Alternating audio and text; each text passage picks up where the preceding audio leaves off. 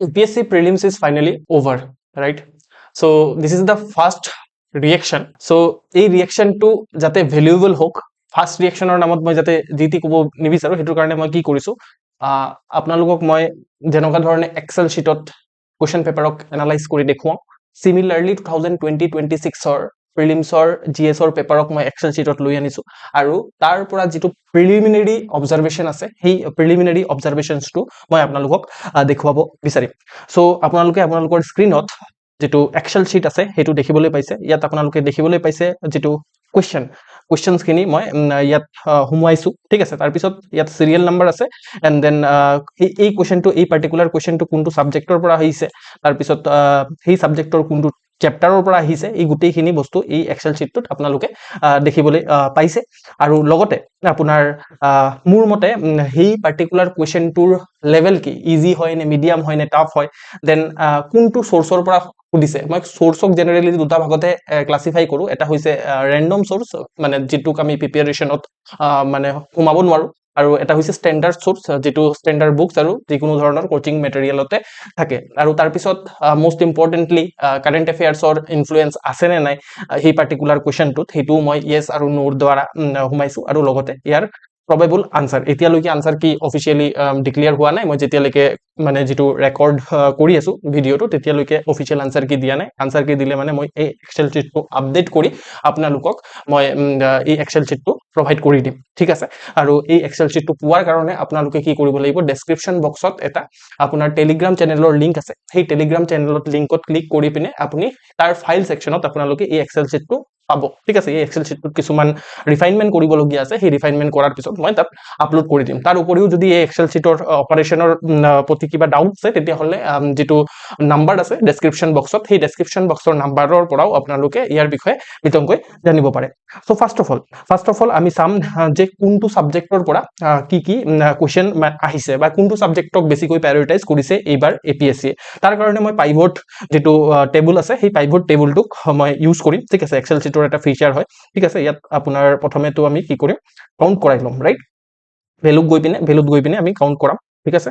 So 100টা question আছে আমাৰ total. তাৰ পিছত আমি সাবজেক্টত ক্লিক কৰি দিয়াৰ লগে লগে গোটেইখিনি সাবজেক্ট আহি গৈছে। ক্ৰনলজিক্যাল অৰ্ডাৰত আমি লৈ আনিবলৈ চেষ্টা কৰিম, ৰাইট ক্লিক কৰি পিনে আমাৰ যেটো লাৰ্জেষ্ট টু স্মলেষ্ট। তেতিয়া আমি দেখিবলৈ পাইছো যে এইবাৰ অলপ কি কৰা হৈছে যে এনভাইৰনমেন্টত গুৰুত্ব দিয়া হৈছে। এনভাইৰনমেন্টৰ পৰা 10টা কোৱেশ্চন সোধা হৈছে। তাৰ পিছত সায়েন্স এণ্ড টেকনলজিৰ পৰাও 9টা কোৱেশ্চন সোধা হৈছে। তাৰ পিছত অসমৰ আৰ্ট এণ্ড কালচাৰৰ পৰা 8টা কোৱেশ্চন, জিওগ্ৰাফিৰ পৰা 8টা কোৱেশ্চন, পলিটিৰ পৰা 8টা কোৱেশ্চন, ইকনমিৰ পৰা 7টা কোৱেশ্চন, ঠিক আছে। আসাম হিষ্ট্ৰীৰ পৰা 6টা কোৱেশ্চন, ঠিক আছে। সোশ্যাল জাস্টিসৰ ফালৰ পৰা 6টা কোৱেশ্চন, ঠিক আছে।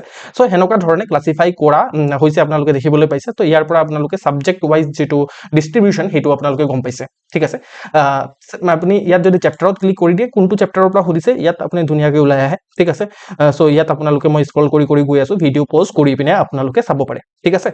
সো ইয়াক মই অলপ জুম কৰিলে বেটাৰ হ'ব, ঠিক আছে। আপোনালোকে বেছি ভাল ধৰণে চাব পাৰিব। মই জুমও কৰি দিছো যাতে আপোনালোকে বেছি ভাল ধৰণে চাব পাৰে, ঠিক আছে। সো এনেকুৱা ধৰণৰ যেটো এনালাইসিস অবভিয়াসলি ইমান কম টাইমত আপোনালোকে নেপায়, ৰাইট। তো ইয়াত মই AI ইউজ কৰি পিনে, মোৰ নিজৰ এক্সপাৰ্টাইজ ইউজ কৰি পিনে মই এটো লৈ আনিছো। তাৰ কাৰণে আপোনালোকে এটা লাইকটো কৰিবই পাৰে, ৰাইট। তাৰ পিছত সব আমি লেভেল চাম যে কোৱেশ্চন পেপাৰটো টাফ আছিল নে মিডিয়াম আছিল নে ইজি আছিল, ঠিক আছে। সো লেভেলত আমি ক্লিক কৰি দিয়াৰ লগে লগে আমি লেভেলটো ওলাই পৰিব, ঠিক আছে।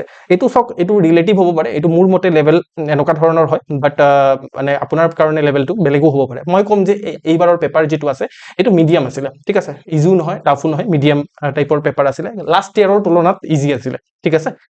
তাৰ কাৰণে যেহেতু পোষ্টটো লিমিটেড হয়, তাৰ কাৰণে যেটো কাট অফ আছে সেই কাট অফটো অলপ হাই যোৱাৰ সম্ভাৱনা আছে। তো কাট অফৰ প্ৰপাৰ এনালাইসিস মই নেক্সট ভিডিওবোৰত লৈ আনিম। তাৰ কাৰণে আপোনালোকে এই চেনেলটো সাবস্ক্ৰাইব কৰি ল'ব লাগে, ঠিক আছে। আৰু সোৰ্স যদি চাও আমি, সোৰ্সত মেইনলি সক ৰেন্ডম সোৰ্সৰ পৰা কমে সুধিছে, সেই কাৰণে মই কৈছো মিডিয়াম হয় বুলি। এই পেপাৰটো আপোনাৰ ষ্টেণ্ডাৰ্ড সোৰ্সৰ পৰা 82টা কোৱেশ্চন আপোনালোকে দেখিবলৈ পাইছে, ৰেন্ডম সোৰ্সৰ পৰা 18টা কোৱেশ্চন হে সুধিছে, ঠিক আছে।